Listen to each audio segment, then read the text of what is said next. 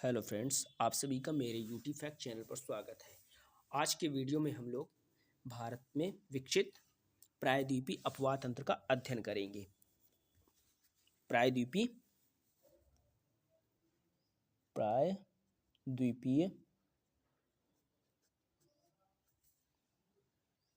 अपवाह तंत्र की जो विशेषताएं हैं, सबसे पहले उनको देखेंगे। तो प्रायद्वीपीय अपवाह तंत्र की विशेषताएं हैं, उनको देखते हैं। सबसे पहले हम लोग भारत का मैप बना लेते हैं।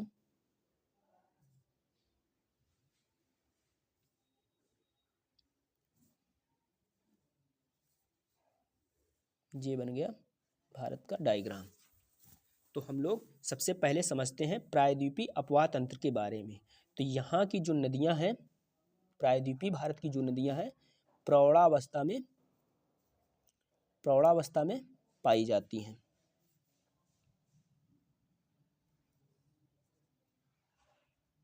यहाँ की जो नदियाँ हैं प्रौढ़ावस्था में पाई जाती हैं, साथ ही साथ इनकी जो ढाल प्रवणता है बहुत ही मंद होती है। तो ढाल प्रवणता मंद होने का कारण क्या है कि ये जो नदियां हैं अत्यधिक ऊंचाई वाले क्षेत्रों से नहीं निकलती हैं। तो ये पश्चिमी घाट के पूर्वी ढलानों से निकलती हैं तथा इनमें ढाल प्रवणता जो है बहुत ही कम होती है। साथ ही साथ ये जो नदियां हैं, प्रायद्वीपीय भारत की नदियां जो हैं, इनकी घाटी की जो चौड़ाई क्या है, कम होती है। साथ ही साथ ये जो घाटियां होती हैं उथली घाटियां होती हैं।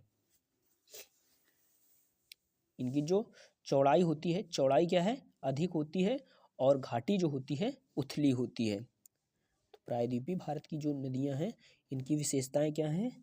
ये प्रौढ़ावस्था में हैं और इनकी ढाल प्रवणता अत्यंत मंद है।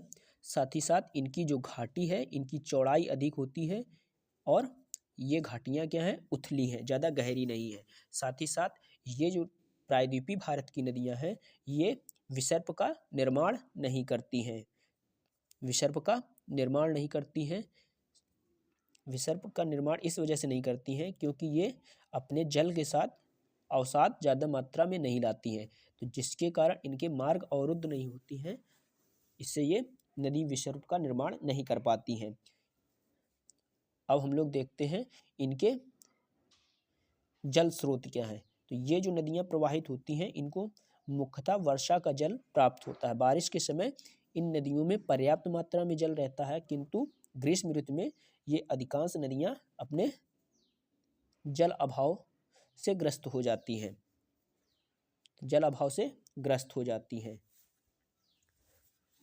साथ ही ये जो प्रायद्वीपीय भारत की नदियाँ हैं, इसमें ज़्यादातर जो मुख्य जो नदियाँ हैं, ये बंगाल की खाड़ी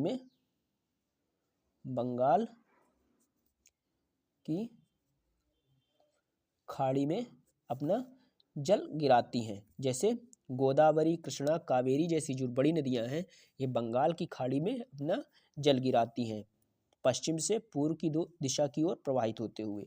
साथ ही साथ जो कुछ जो और अन्य नदियां हैं, जैसे नर्मदा नदी और तापी नदी, जो नर्मदा और तापी नदियां हैं, ये क्या है, भ्रंश घाटी में प्रवाहित होते हुए पूर्व से पश्चिम दिशा की ओर प्रवाहित होती हैं। साथ ही साथ पश्चिमी घाट के पश्चिम से जो नदियां निकलती हैं, ये भी अरब सागर में अपना जल गिराती हैं।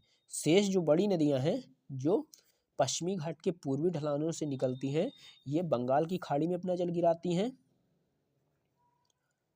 और नर्मदा और तापी जैसी नदियां ये अरब सागर में अपना मुहाना बनाती हैं। तो ये हो गया प्रायद्वीपीय अपवाह तंत्र की विशेषता के बारे में। अब हम लोग देखते हैं सबसे पहले नर्मदा नदी के बारे में। नर्मदा नदी, फिर से एक डायग्राम बनाते हैं।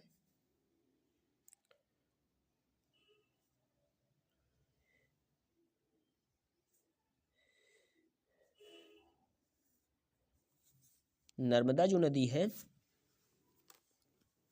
इसका उद्गम होता है अमरकंटक की पहाड़ियों से। अमरकंटक की जो पहाड़ियां हैं, उसके पश्चिमी ढलानों से नर्मदा नदी का उद्गम होता है। एवं ये जो नदी है नर्मदा नदी विंध्य श्रेणी और उत्तर में जो ये श्रेणी अवस्थित है इसे कहा जाता है विंध्य श्रेणी। विंध्य श्रेणी एवं दक्षिण में जो श्रेणी पर्वत श्रेणी अवस्थित है उसे कहा जाता है सतपुड़ा श्रेणी। तो विंध्य श्रेणी और सतपुड़ा श्रेणी के मध्य ये एक भ्रंश घाटी में प्रवाहित होती है, भ्रंश घाटी में प्रवाहित होती है तथा इसकी लंबाई है 1310 किलोमीटर। 1310 किलोमीटर नर्मदा नदी की लंबाई है तथा ये जो नदी है नर्मदा नदी ये एस्चुरी का निर्माण करती है। एस्चुरी का निर्माण करती है। एस्चुरी क्या होती है? एस्चुरी जब कोई नदी अपनी मुख्य शाखा के साथ सागर में मिलती है तो उसे एस्चुरी कहा जाता है। और डेल्टा क्या होता है?